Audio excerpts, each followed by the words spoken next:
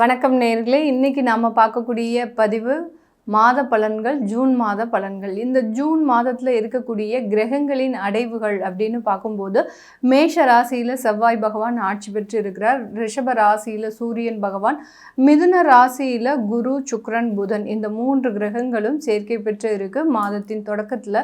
அடுத்து சிம்ம ராசியில கேது பகவான், கும்ப ராசியில ராகு பகவான், சனி பகவான் மீன ராசியில இயல்பு தன்மையோட இருக்கிறார்.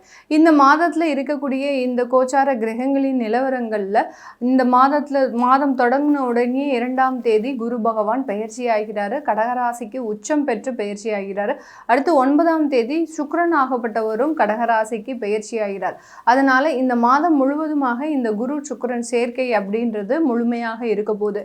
2ஆம் தேதி குரு பகவான், 9ஆம் தேதி அந்த சுக்கிரன் பகவான், அடுத்து 16ஆம் தேதி அந்த ரிஷப ராசியில இருக்கக்கூடிய அந்த சூரியன் அந்த மிதுன ராசிக்கு பயிற்சியாகி வருகிறார். அடுத்து 21ஆம் தேதி செவ்வாயாகப்பட்டவர் மேஷ ராசியிலிருந்து ரிஷப ராசிக்கு பயிற்சியாகிறார்.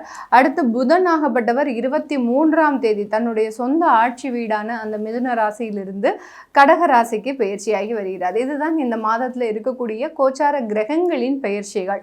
இந்த மாதத்துல எல்லா கிரகங்களுமே அப்படியே ஸ்டெப் பை ஸ்டெப்பா, முதல்ல குரு, அதுக்கப்புறம் சுக்கிரன், அடுத்து சூரியன், அடுத்து செவ்வாய், இப்படி புதன், இப்படி எல்லா கிரகங்களும் பயிற்சி ஆகிறதுனால ஒரு நிலையான ஒரு அமைப்புகள் இந்த மாதத்துல இருக்குமா அப்படின்றத இந்த பதிவுல நம்ம தெளிவா பார்க்க போறோம். இந்த சேனல்ல முதன்முறையா பாக்குறீங்க அப்படின்னா சப்ஸ்கிரைப் பண்ணிக்கோங்க, பெல் பட்டன்ல ஆல் ஆப்ஷன் சூஸ் பண்ணிக்கோங்க.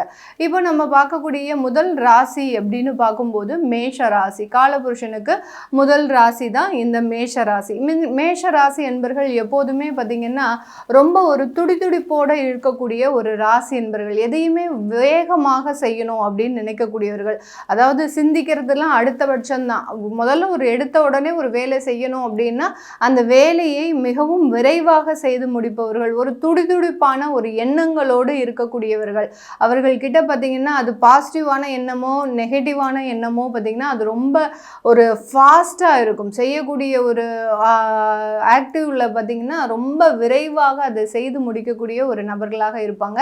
இப்படி இருக்கக்கூடிய இந்த மேஷ ராசி என்பவர்களுக்கு இந்த ஜூன் மாதத்துல இவர்களினுடைய நிறைய ஒரு விஷயங்கள், அதாவது குடும்ப சூழ்நிலையாகட்டும், கடன் சம்பந்தப்பட்ட பிரச்சனைகளாகட்டும், அடுத்து பார்த்தீங்கன்னா வேலை ரீதியான சில மாற்றங்களாகட்டும், எல்லாமே பார்த்தீங்கன்னா ஸ்டெப் பை ஸ்டெப்பா ஒன் பை ஒன்னா ரெக்கவர் ஆகக்கூடிய ஒரு நேரமாக இருக்க போது. இந்த மேஷ ராசியில இருக்கக்கூடிய சில பெண்கள் பார்த்தீங்கன்னா தன்னுடைய குடும்பத்திற்காக சில வருமான ஏற்பாடுகளை பண்றதுக்கு உண்டான ஒரு நேரம். அப்படின்னா என்ன அப்படின்னு கேட்டீங்கன்னா, தனக்குன்னு ஒரு சுயமாக ஒரு சம்பாதிக்கணும் அப்படின்னு அந்த மாதிரியான சில முயற்சிகளில் ஈடுபடக்கூடிய ஒரு நேரமாக தான் இந்த மேஷ ராசி பெண்கள் இந்த ஜூன் மாதத்தில் இருக்க போகிறாங்க.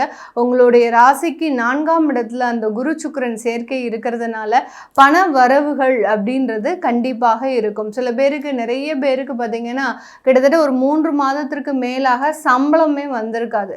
ஆர்டினரியாக தனியார் அலுவலகத்தில் வேலை பார்க்குறவங்களுக்கு, இந்த மேஷ ராசி என்பவர்களுக்கு இவர்கள் வேலை முழுமையாக செய்தாலும் கூட அந்த அலுவலகத்தில் இருக்கக்கூடிய பொருளாதார நெருக்கடிகள்னால இவர்களுக்கு சரிவர அந்த ஊதியம் வராமல் இவர்கள் நிதி நெருக்கடியில் இருக்கக்கூடிய ஒரு தன்மையெல்லாம் இருக்கும்.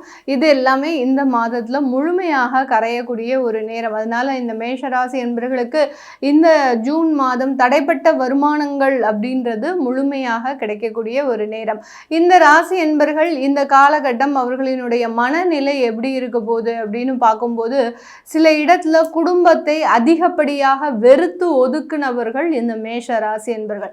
மேஷ ராசி என்பர்கள் கிட்ட இருக்கக்கூடிய மிகப்பெரிய ஒரு கெட்ட குணம் என்ன அப்படின்னா, கோபப்பட்டு, முதலே நான் சொன்ன மாதிரி ஒரு துடிதுடிப்போட சில வார்த்தைகள் எல்லாம் பேசிடுவாங்க. அந்த துடிதுடிப்போட பேசிய வார்த்தைகள்னால குடும்பமே 2ஆக பிளவுபட்டு இருக்கக்கூடிய ஒரு கால சூழ்நிலைகள்லாம் இவங்க அனுபவிச்சிருப்பாங்க.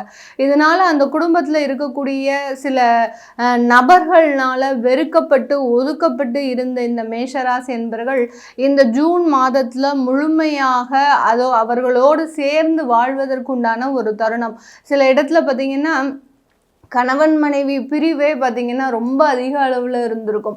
அந்த கணவன் மனைவி பிரிவை பார்த்தீங்கன்னா இவர்களால் தாங்க முடியாத ஒரு துக்கத்தில் தான் இருந்திருப்பாங்க. ஏதோ ஒரு வார்த்தைகள் பேசிட்டோம், அவள் ஏன் அதை தப்பாக எடுத்துக்கணும், நம்ம ஏதோ ஒரு வார்த்தைகள் பேசிட்டோம், நம்மளுடைய கணவர் ஏன் தப்பாக எடுத்துக்கணும் அப்படின்ற மாதிரியாக ஒரு உரிமை போராட்டம் அப்படின்றது கடந்த ஒரு 3 மாதங்களாக நடந்திருக்கும்.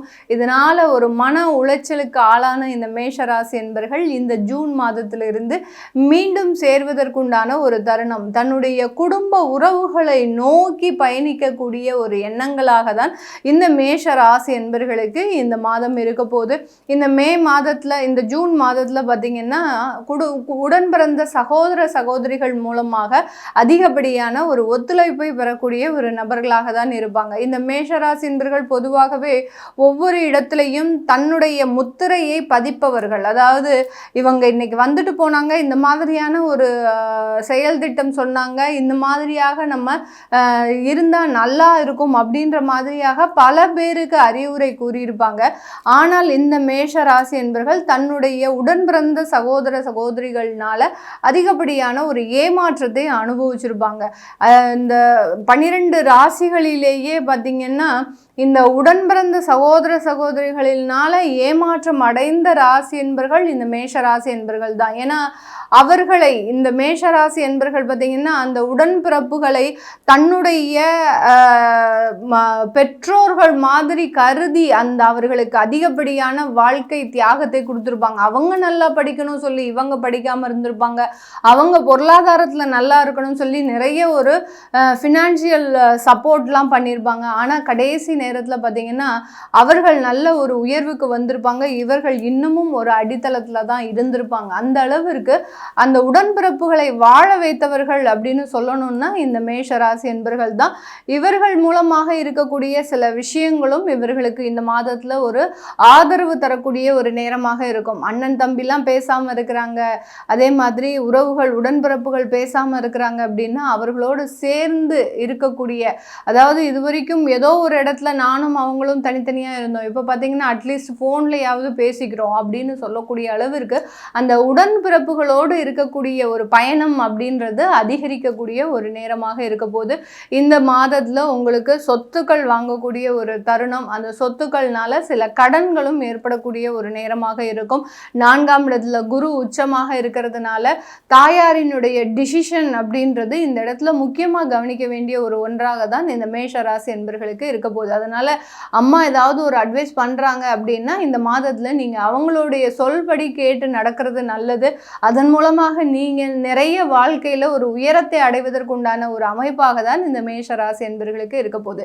இந்த இடத்துல நம்ம கவனிக்க வேண்டிய ஒரு முக்கியமான விஷயம் அப்படின்னு பார்க்கும்போது அஷ்டமாதிபதி உங்களுடைய 2ஆம் இடத்திற்கு வர்றார். அதாவது செவ்வாயாகப்பட்டவர் உங்களுடைய 2ஆம் இடத்திற்கு மாதத்தின் பிற்பகுதியில தான் வர்றார். அதனால சில இடத்துல குடும்பத்திற்காக அவமானப்படக்கூடிய ஒரு சூழ்நிலை அப்படின்றது இந்த ஜூன் மாதத்துல இந்த மேஷ ராசி என்பர்களுக்கு இருக்கும். இந்த இடத்துல மாத்திரம் கொஞ்சம் கவனமாக இருங்க. அடுத்து வெளியூர் வெளிநாட்டில் இருக்கிறவங்களுக்கு வேலை வாய்ப்பு இருந்த சிக்கல்கள் எல்லாமே இந்த மாதத்துல தீரப்போகுது.